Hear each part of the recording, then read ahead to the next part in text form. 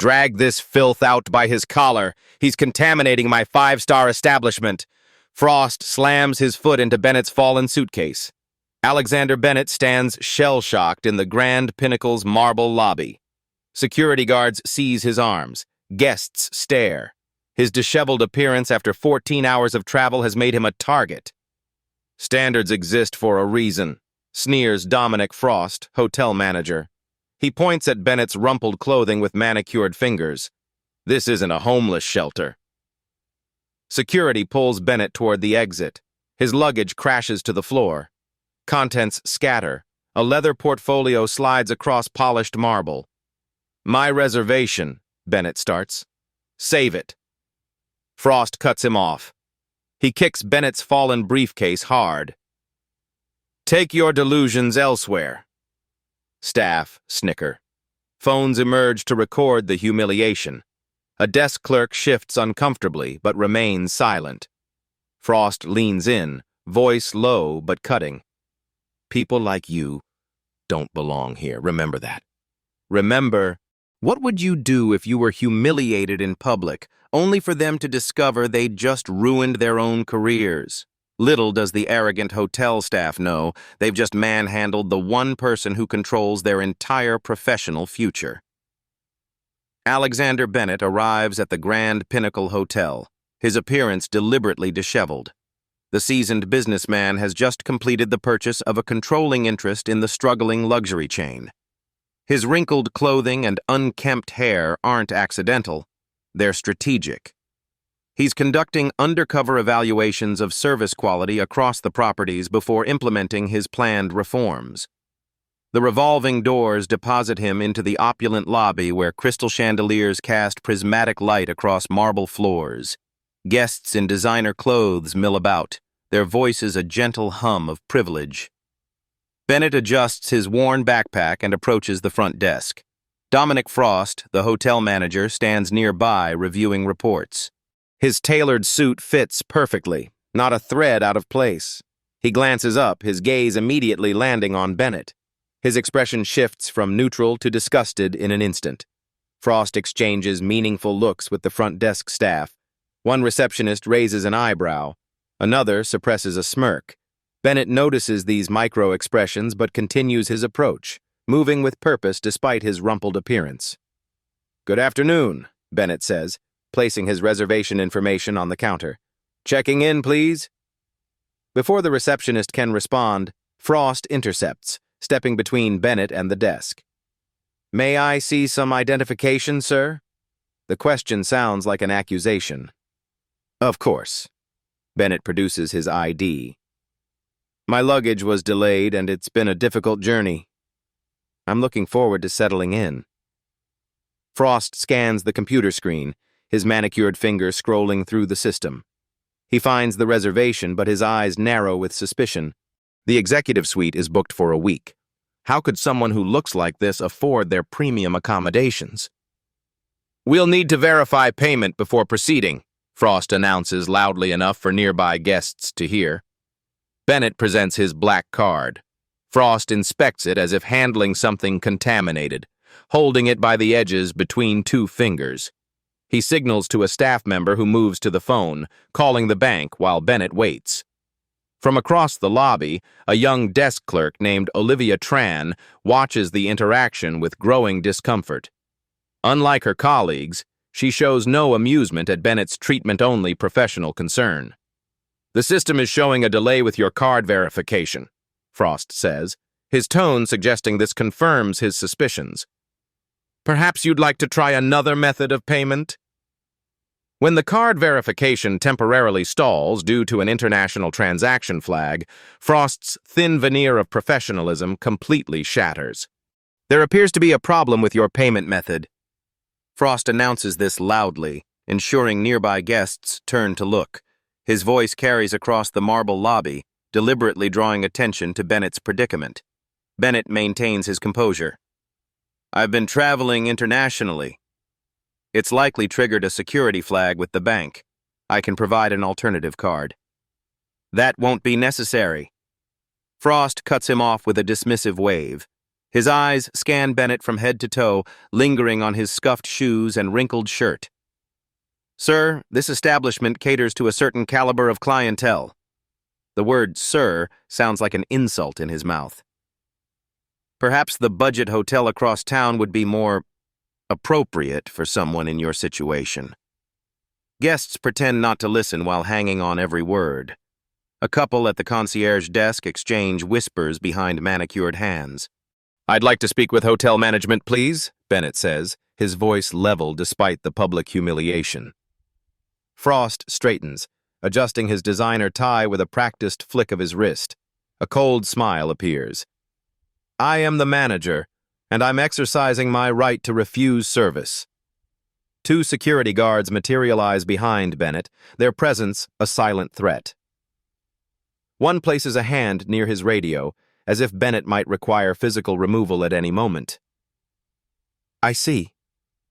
Bennett notices Olivia, the desk clerk, shifting uncomfortably behind the counter. Her eyes meet his briefly before darting away. "Could I have the contact information for your supervisor, please?" Frost laughs, the sound echoing off the high ceiling. "By all means. Our corporate office will be fascinated by your complaint."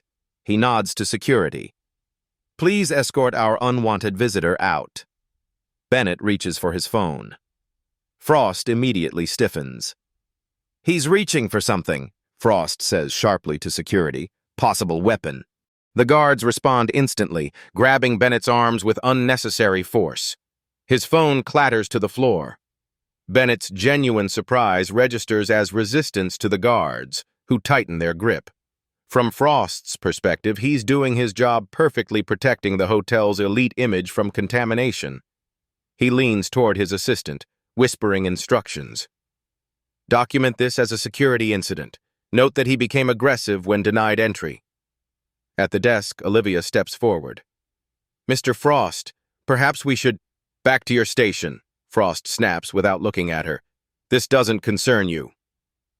Bennett locks eyes with Frost as security begins pulling him toward the exit. "You've made a significant miscalculation today." As security begins forcibly removing him, Bennett makes direct eye contact with Frost and says quietly, "You've made a significant miscalculation today." Security pushes Bennett toward the grand entrance, their grip tight enough to leave marks. His protests fall on deliberately deaf ears as guests watch the spectacle unfold. The marble floor gleams under the chandeliers, reflecting the scene like a distorted mirror. "I'm a guest with a confirmed reservation," Bennett says firmly. "If you'd just check—" "Oh, I'm sure you're very important," Frost interrupts, voice dripping with mockery. His perfectly tailored suit contrasts sharply with Bennett's travel-worn appearance. Perhaps the CEO of a multinational corporation? Or royalty traveling incognito? Several staff members laugh at this. The sound ripples through the lobby, emboldening others to join in. Bennett stumbles as one guard pushes him harder than necessary. His shoulder collides with a decorative pedestal. A porcelain vase wobbles, then crashes to the floor, shattering into dozens of pieces. Frost's face contorts with theatrical outrage. "That's a priceless antique. Security, detain him until he pays for the damages." Bennett glances at the broken pieces. Even in his disheveled state, he recognizes the mass-produced replica. "That vase retails for under $200. I'm happy to cover the cost, but—" "Now he's a ceramic expert," Frost announces to the growing audience. "Keep your sticky fingers to yourself. We don't need your kind appraising our property." The security guards tighten their grip. Bennett winces but remains dignified. "Record this," Frost instructs staff, "for security purposes." Within seconds, several phones emerge, capturing the humiliation. Comments filter through the group. "Guess he got lost on his way to the shelter. Should have stayed in his lane." Bennett notices Olivia and two other staff members standing apart, their discomfort evident. They refuse to participate in the mockery, a small island of decency in a sea of contempt. The procession reaches the revolving doors. Frost steps forward for his final performance. Let this be a lesson appearance matters at the Grand Pinnacle. Day, his voice carries throughout the lobby. Take him at least 2 blocks away. We don't want him returning. Outside, security roughly deposits Bennett on the sidewalk. His luggage follows, contents spilling onto the pavement. A leather folder containing Grand Pinnacle corporate documents slides from his bag. One guard notices the folder and kicks it, sending papers flying in the breeze. Looks like someone's playing pretend businessman. Bennett catalogs each violation mentally. His analytical mind categorizes the infractions: company policy breaches, professional standards ignored, potentially illegal discrimination. He notes each staff member's behavior: who laughed, who recorded, who participated actively versus passively. Frost returns to the lobby triumphant. He smooths his jacket and addresses the watching staff. Sanitize any areas that vagrant touched. We have real guests to attend to. Near the reception desk, an elderly man in an understated but impeccably tailored suit watches the scene with a troubled expression. He approaches Olivia quietly. I'd like the contact information for this hotel chain's corporate headquarters, please. As Bennett collects his scattered belongings from the sidewalk, he removes a satellite phone from his inner pocket, the kind used by executives who need guaranteed connectivity anywhere in the world. Bennett finds a bench in a small park across from the hotel. The satellite phone connects immediately despite the urban canyon of skyscrapers surrounding him. He breathes deeply, composing himself before speaking. Victoria, it's Bennett. Initiate protocol Chimera. His executive assistant responds without hesitation. Understood, sir. Canceling your next appointments and notifying legal. Do you require immediate extraction? No, I'll handle this personally. Bennett's voice transforms, the timid tone gone. In its place, the measured cadence of a man accustomed to command. His next call goes to Bradford Reynolds, Chief Legal Officer for the corporation. Bradford answers on the first ring. Alex, what's happened? Victoria's triggered Chimera. Bradford, I've just experienced something at the Grand Pinnacle that requires immediate attention. Bennett describes the incident with clinical precision, emotion replaced by executive analysis. I was physically removed from our flagship property and publicly humiliated by the management team. My God, Alex. We need to address this immediately. Should I contact the board? No, Bennett replies, watching the hotel's gleaming facade. I want to handle this personally. This is exactly why I started these undercover evaluations. He outlines specific instructions with practiced efficiency. Secure all security footage before it can be altered. Prepare termination paperwork for multiple staff members. And Bradford, ensure our corporate security team is ready to lock down all systems remotely. Inside the Grand Pinnacle, Frost gathers his inner circle in his office.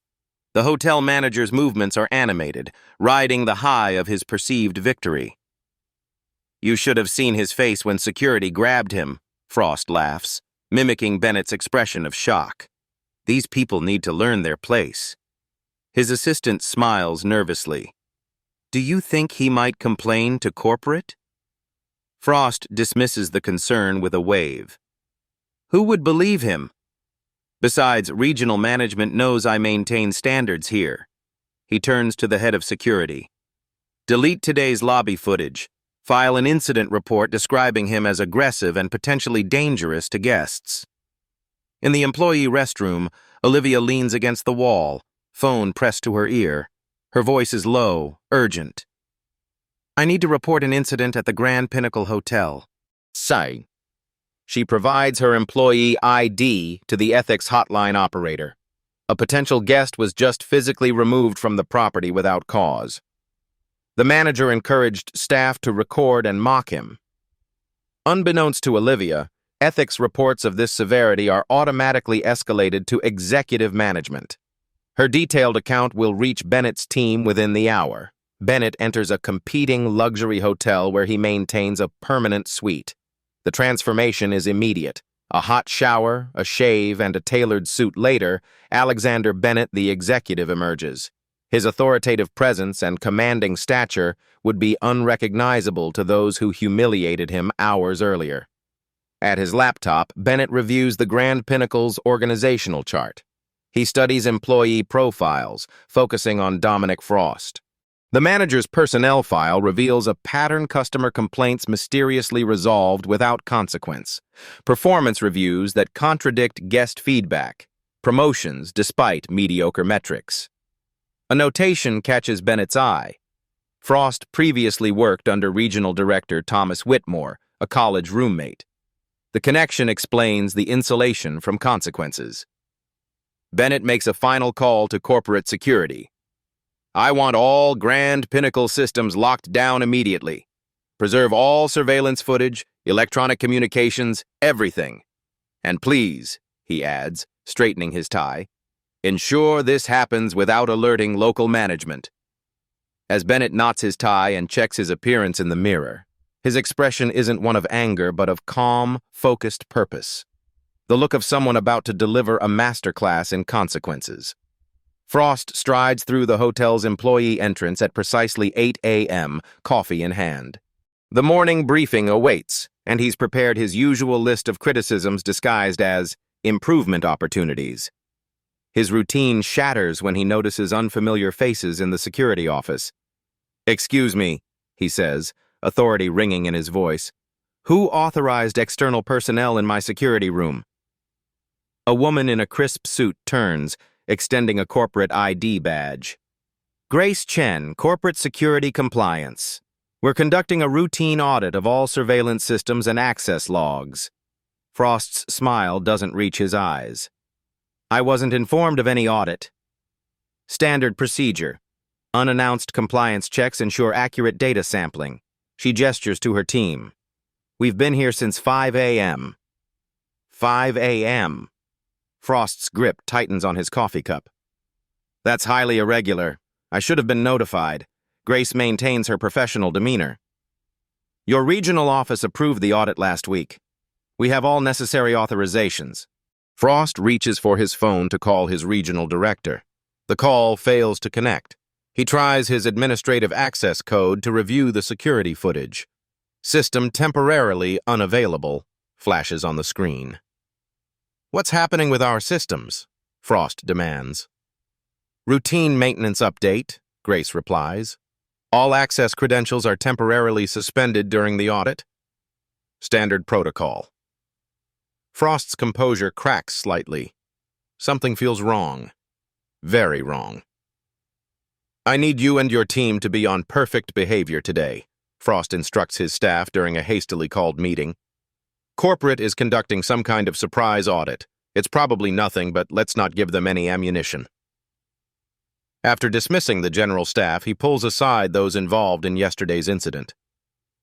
"If anyone asks about yesterday's security event, stick to the facts. An undesirable individual attempted to access the property without proper credentials. We followed standard security protocols. Nothing more."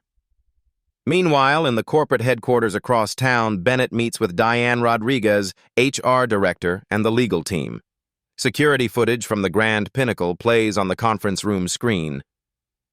"This is indefensible," Diane says, watching staff members laugh as Bennett is removed. "Multiple violations of our guest treatment policies." Bradford Reynolds, chief legal officer, points to specific moments in the footage. "Potential battery here when security uses excessive force. Defamation when Frost suggests Mr. Bennett might be armed without evidence. Discrimination based on perceived socioeconomic status throughout." Bennett reviews Olivia's detailed ethics report. "Has this type of complaint against Frost been filed before?" Diane nods grimly. 3 similar incidents in the past year, all mysteriously downgraded in our system or marked resolved without action." "Who authorized those resolutions?" Bennett asks. "Regional Director Thomas Whitmore. He and Frost have a personal connection dating back to college." Bennett's expression hardens. "I want to handle this personally. This isn't isolated. It's symptomatic of a cultural problem across our properties." Back at the Grand Pinnacle, Frost's morning grows increasingly strange. IT specialists arrive to audit the booking system. Corporate HR representatives request access to personnel files. Then comes the notification that makes his blood run cold. Executive leadership will be visiting that afternoon. No names, no details. Frost assumes it must be related to his cost-cutting measures. He schedules an emergency staff meeting to prepare everyone. Emphasize our dedication to maintaining the highest standards, he instructs. Highlight how we protect our exclusive image. In his office, Frost rehearses his presentation. The Grand Pinnacle represents luxury defined by exclusivity. Part of my duty is protecting our prestigious environment from undesirable elements. On the security director's monitor, the footage of Bennett's removal plays in high definition.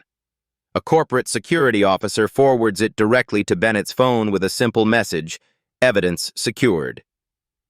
As Frost rehearses his presentation highlighting how he protects the hotel's prestigious image from undesirable elements, corporate security finds and isolates the footage of Bennett's removal and sends it directly to Bennett's phone.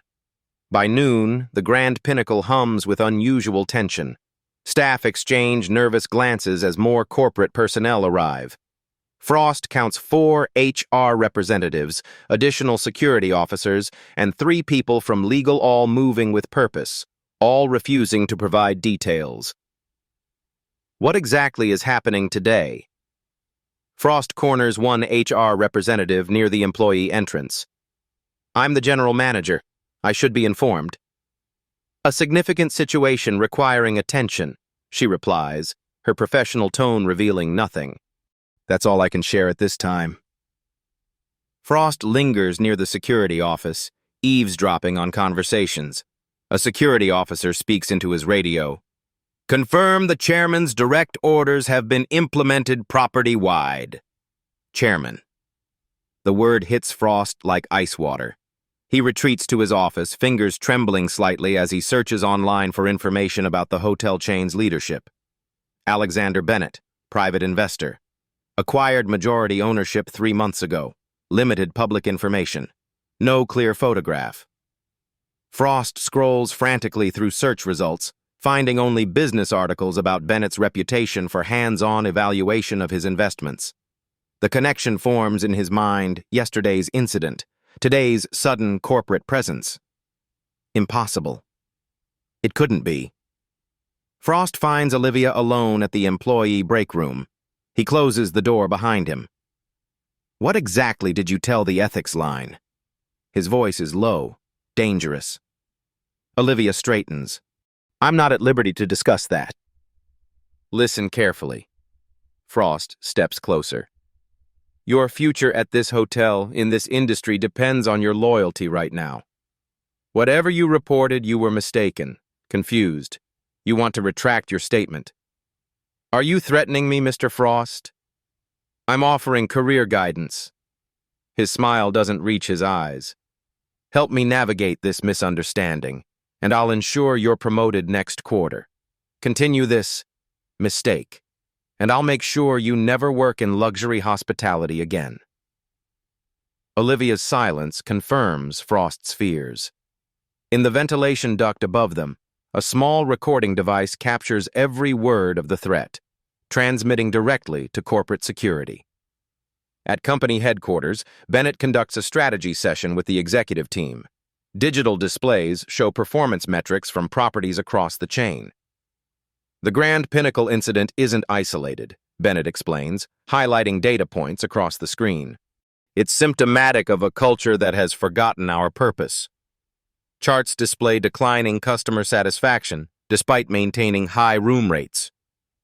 Bennett's team presents findings from his undercover visits, consistent patterns of preferential treatment based solely on appearance, regardless of actual spending power or reservation status.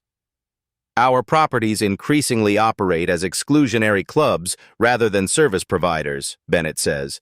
We've forgotten that luxury isn't about keeping people out, it's about letting everyone in and providing extraordinary experiences.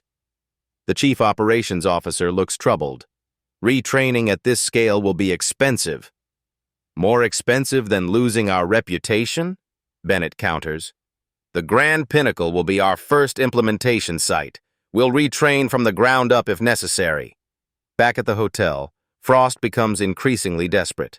He orders security to review recent guest lists, searching for anyone who might be the undercover executive.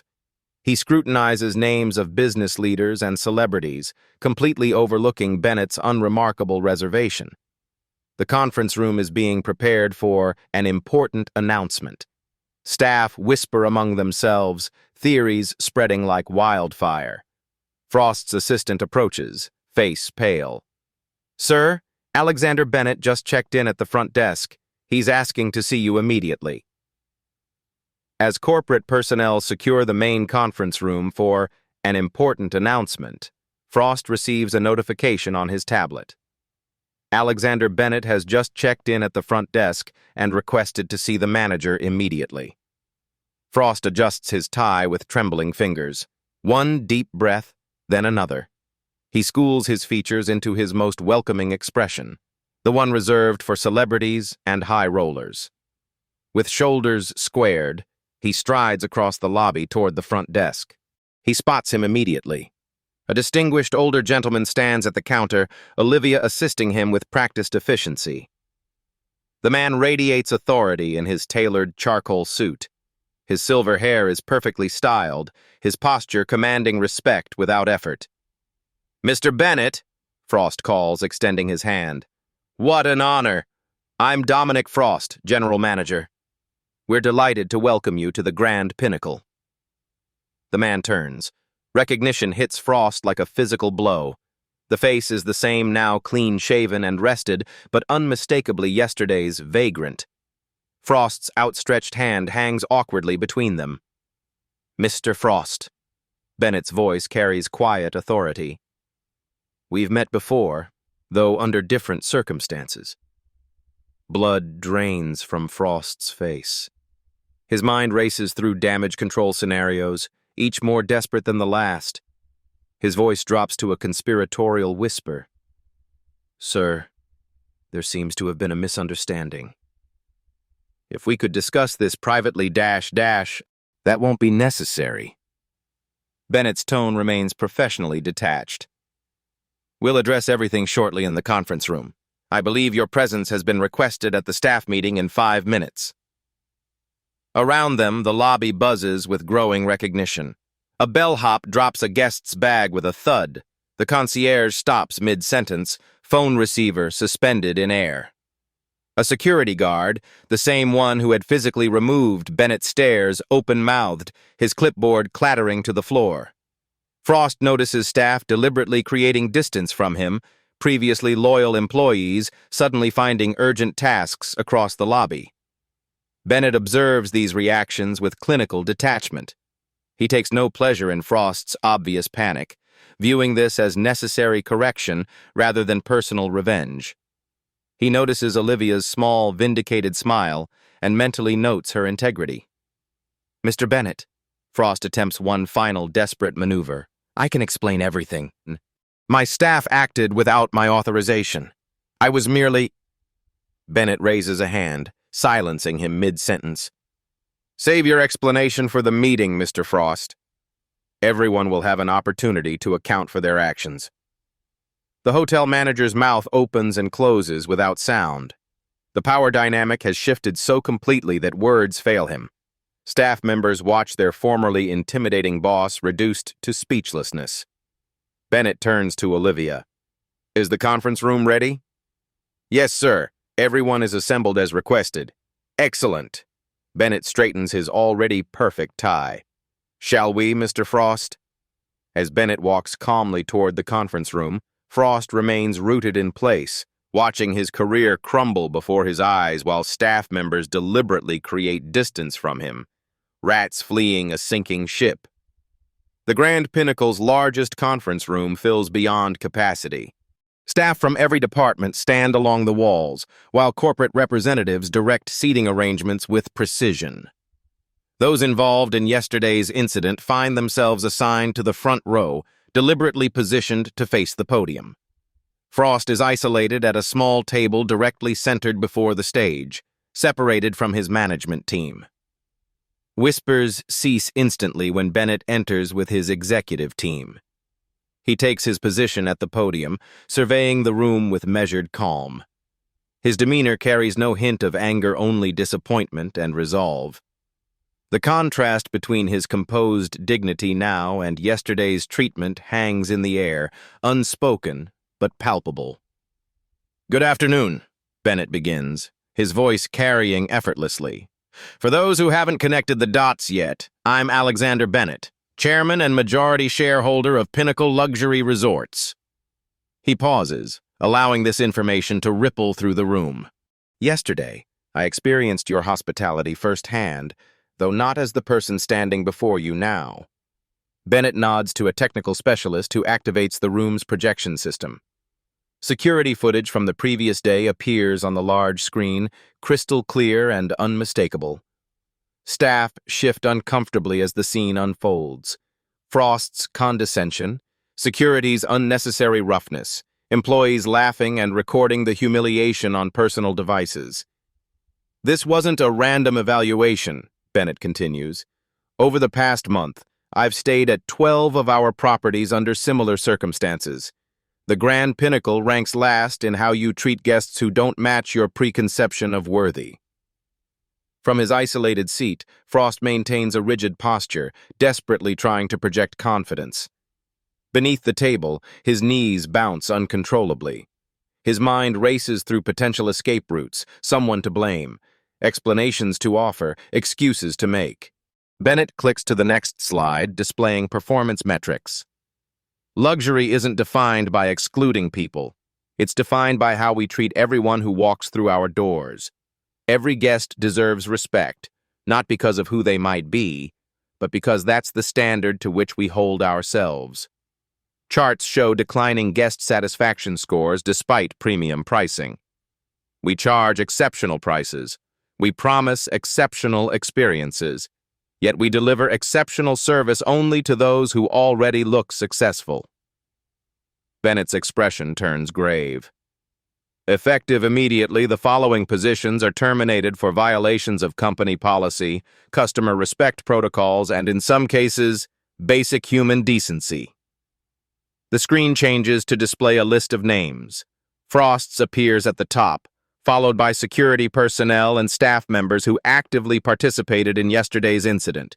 Nearly 40% of the hotel's staff find themselves listed. The room erupts. Some protest loudly. Others sit in stunned silence.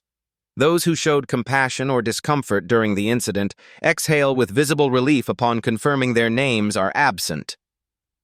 Bennett raises a hand for silence, waiting until the room quiets.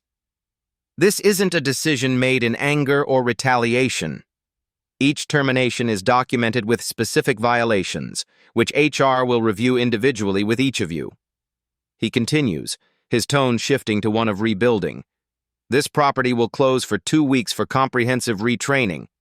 Those not terminated will receive full pay during this period while participating in our new service excellence program.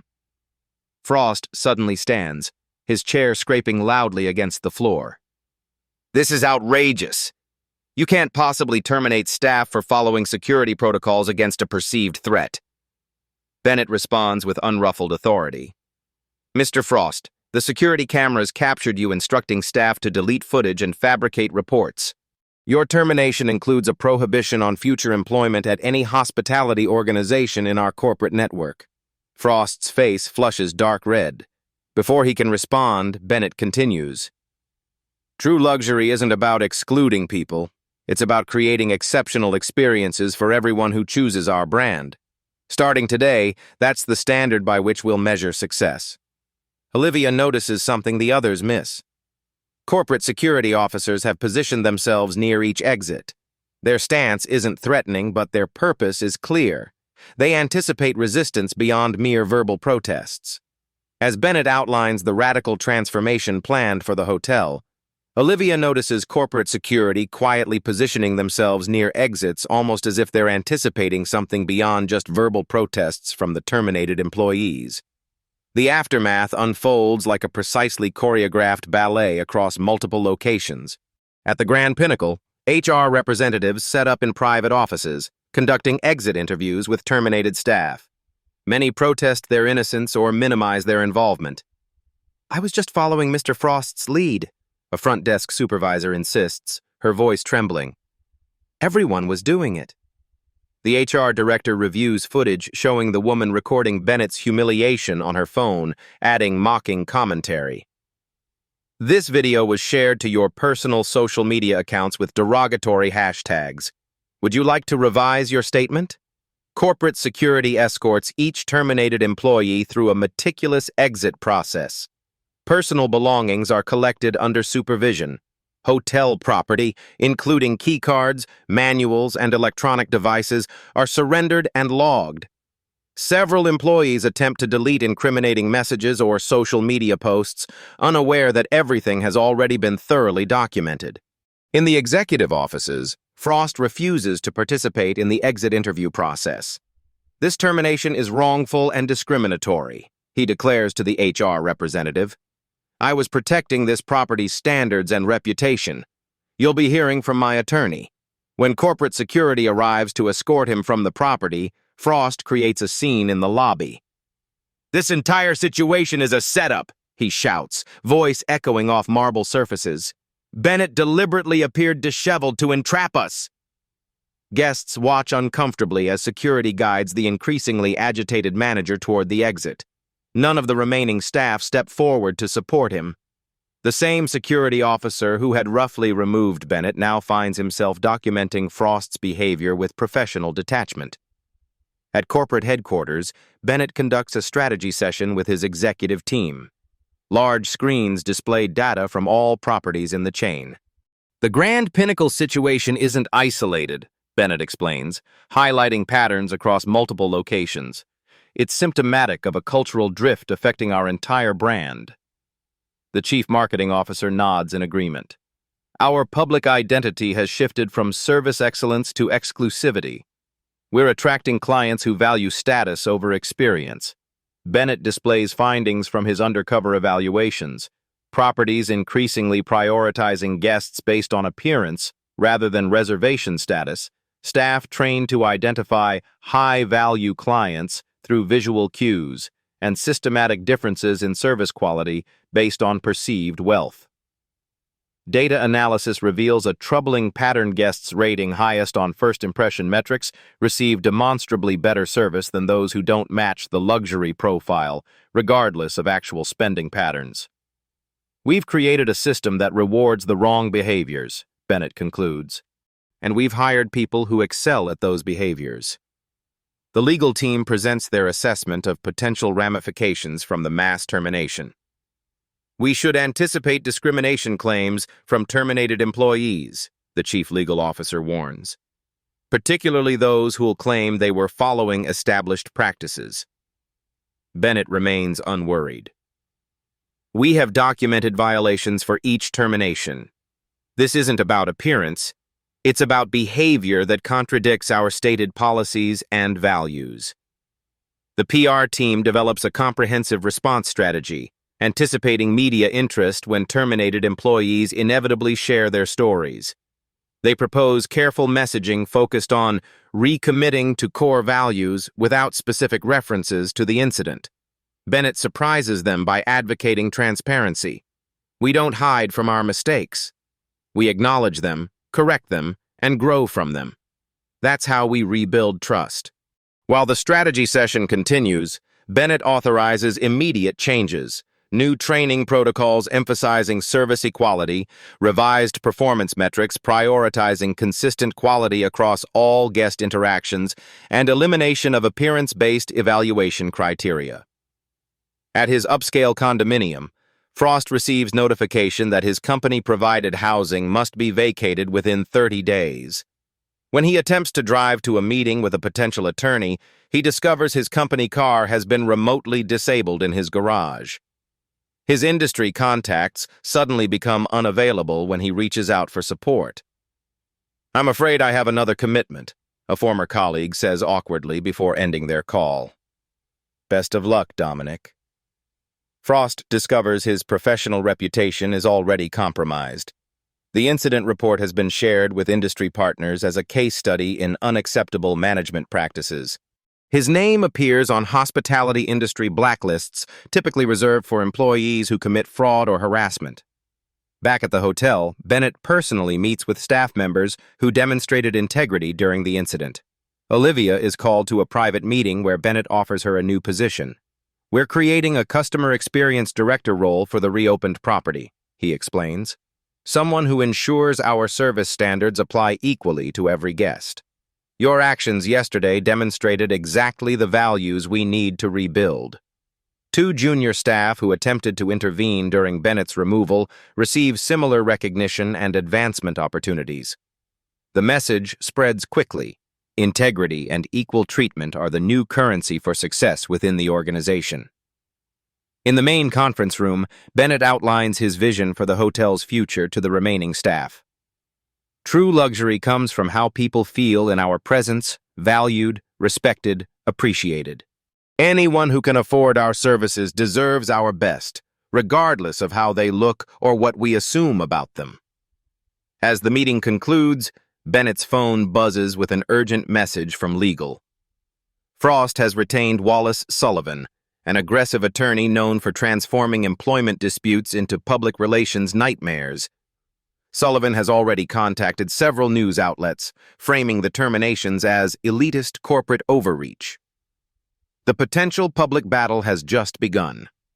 What was intended as an internal correction now threatens to become a very public reckoning.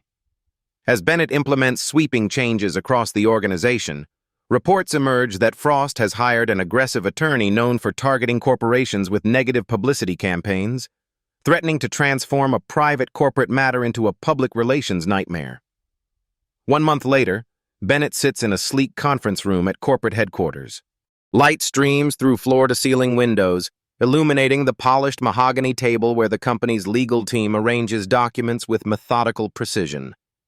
Across the table, Frost and his attorney, Wallace Sullivan, present a united front of righteous indignation. Frost looks different. His designer suit appears slightly less crisp, his perfect haircut grown out. But his expression remains confident, even smug.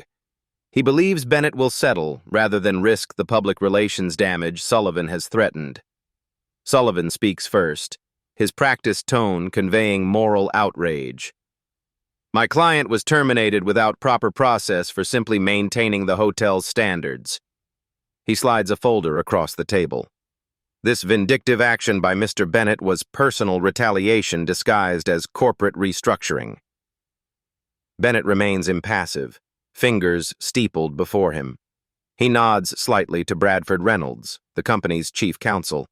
Bradford slides a much thicker document across the table.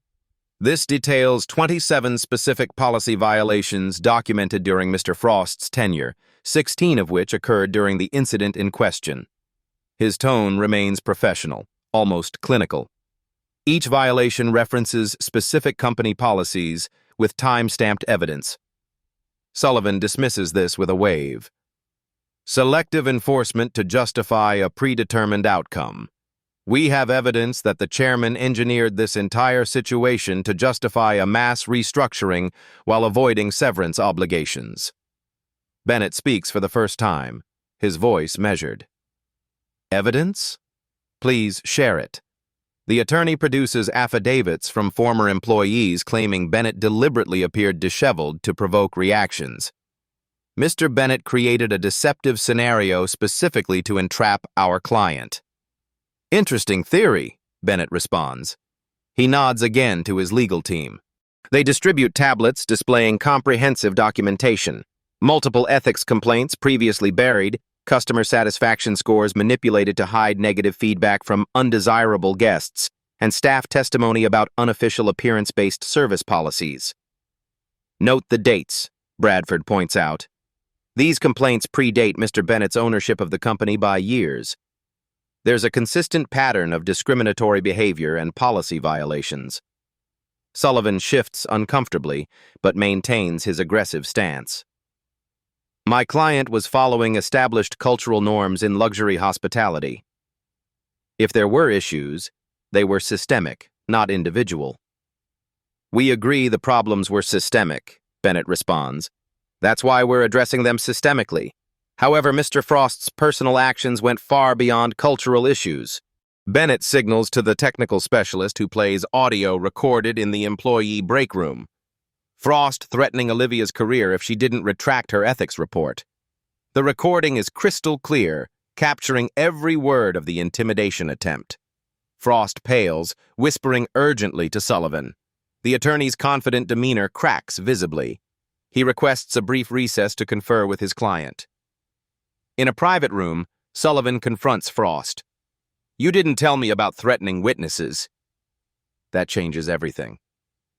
"She was insubordinate," Frost insists, desperation edging into his voice. "I was protecting my position.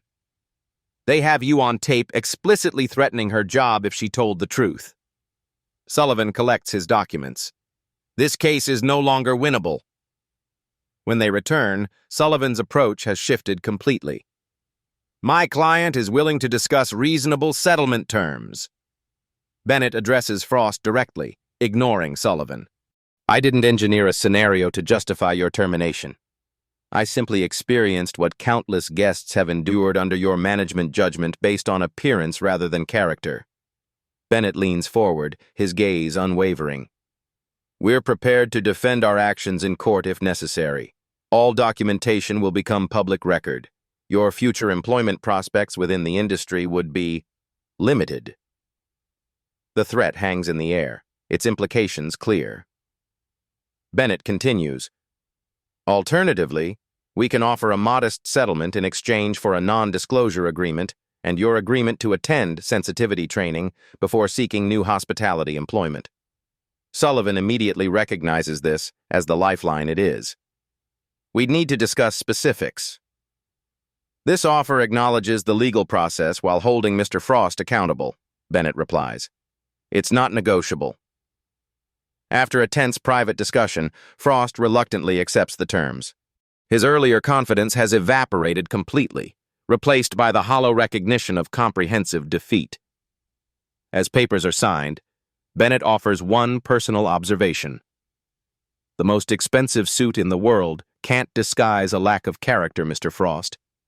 True quality is revealed in how we treat others when we believe there's nothing to gain." Frost avoids eye contact as he signs the final document, the pen slightly trembling in his hand. As Frost and Sullivan gather their materials to leave, Bennett's phone buzzes with an urgent message from the PR director. "Major news outlets have somehow obtained footage of the original incident. It's already trending online. We need a response strategy immediately." As Frost departs, visibly shaken by his comprehensive defeat, Bennett receives an urgent message major news outlets have somehow obtained footage of the original incident, and it's about to go viral. 3 months later, Bennett sits in a television studio, makeup freshly applied for his interview on Business Frontiers, the leading business news program. The incident has indeed gone viral, but not with the damaging consequences initially feared. "Your company's response has been called a masterclass in crisis management," says the interviewer, a respected business journalist. "What prompted such transparency?" Bennett adjusts his position slightly under the bright studio lights. "We had a choice: hide from our mistakes, or learn from them publicly. The easier path isn't always the right one. The viral footage, rather than damaging the brand, has catalyzed industry-wide conversations about hospitality culture. The company's transparent response acknowledging the problem, implementing concrete changes, and sharing results has resonated with the public." "What happened at the Grand Pinnacle exposed an industry-wide problem," Bennett explains on camera. "Luxury hospitality had become exclusionary rather than exceptional. We'd forgotten our fundamental purpose." The segment includes interviews with hospitality experts acknowledging similar issues across the industry. The CEO of a competing luxury chain admits, "Bennett's experience forced us all to examine our practices. Were we judging guests by appearance rather than treating everyone with equal excellence?" Images show unconscious bias training being implemented at multiple hotel brands, revised service standards emphasizing equal treatment regardless of appearance, and new anonymous evaluation systems inspired by Bennett's undercover approach. At the reopened Grand Pinnacle, Olivia leads a transformed team through the lobby. The space feels different, equally luxurious, but somehow more welcoming. Staff interact with every guest with the same attentive respect, regardless of designer labels or lack thereof. Guest satisfaction scores have reached record highs. Reviews frequently mention feeling genuinely welcomed regardless of appearance, and valued as a person, not a wallet.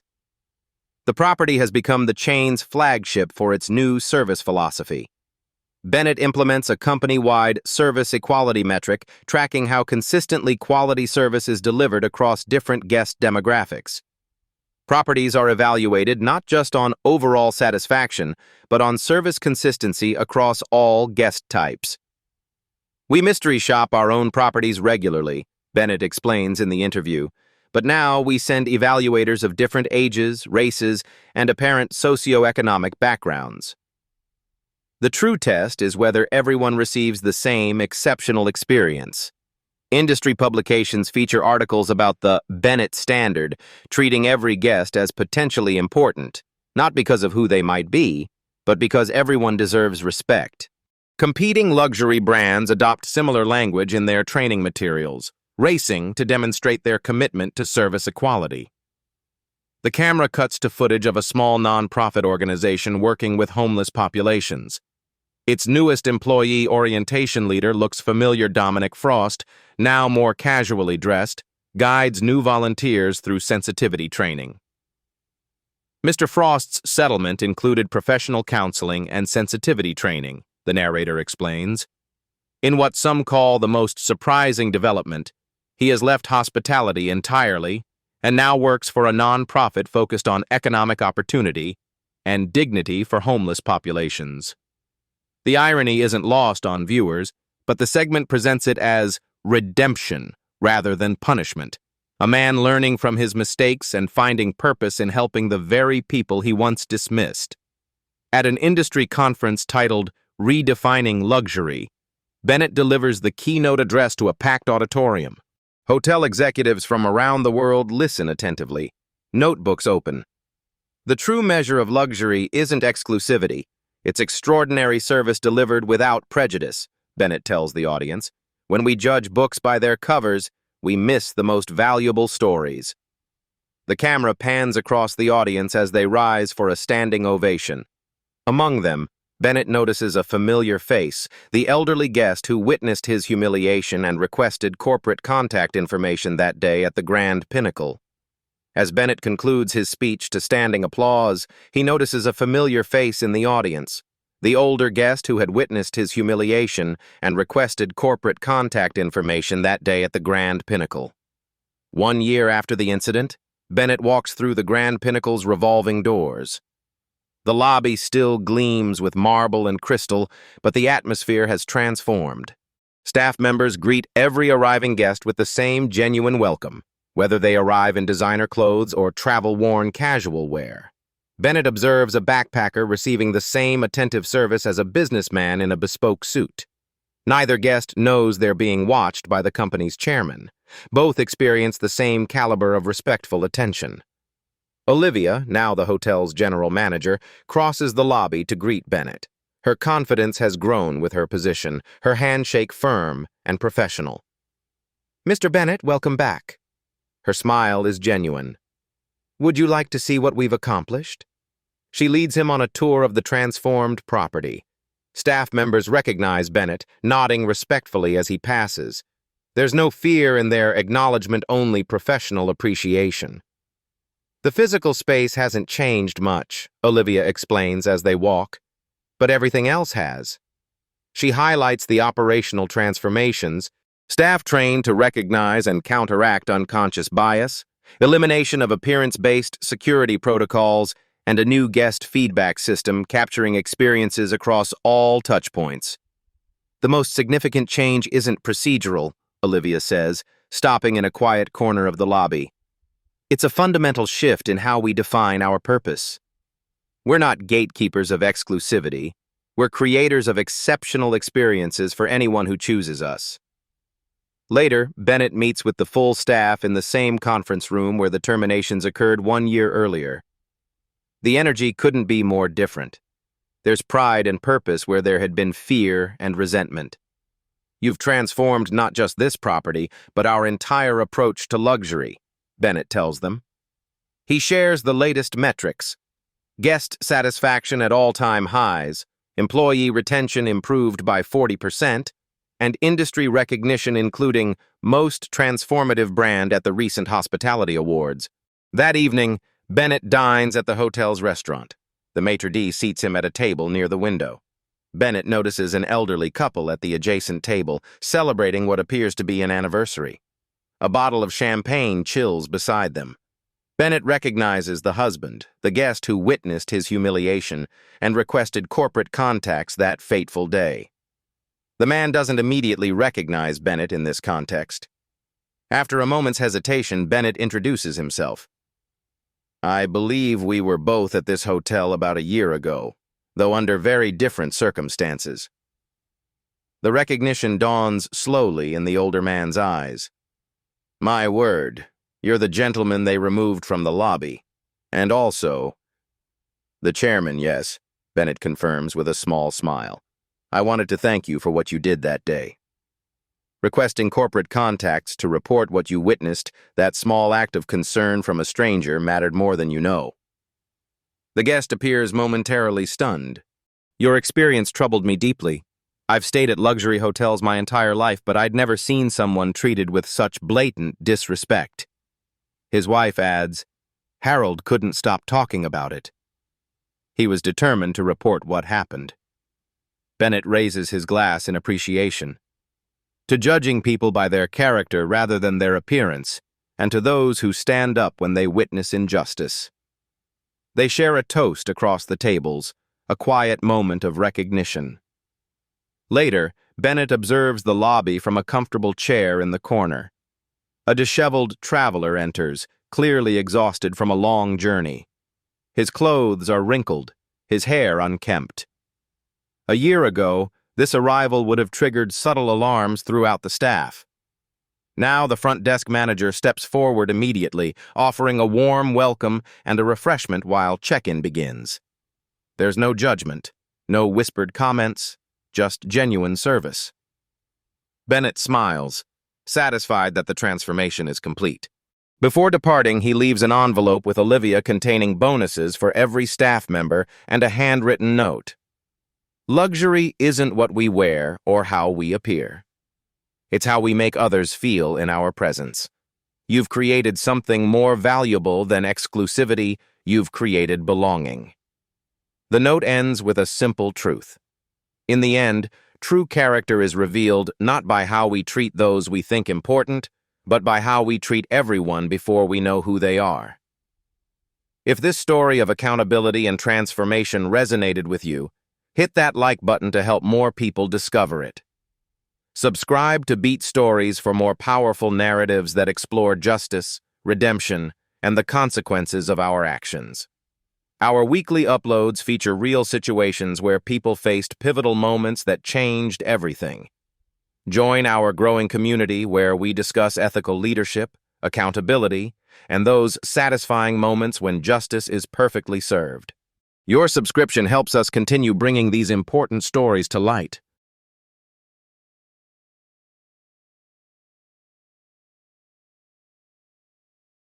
Sometimes the most powerful revolutions don't come with noise, just one person standing their ground. At Beat Stories, we highlight those moments that shift the balance. If this story moved you, hit subscribe, because every week we bring real stories that shake the system.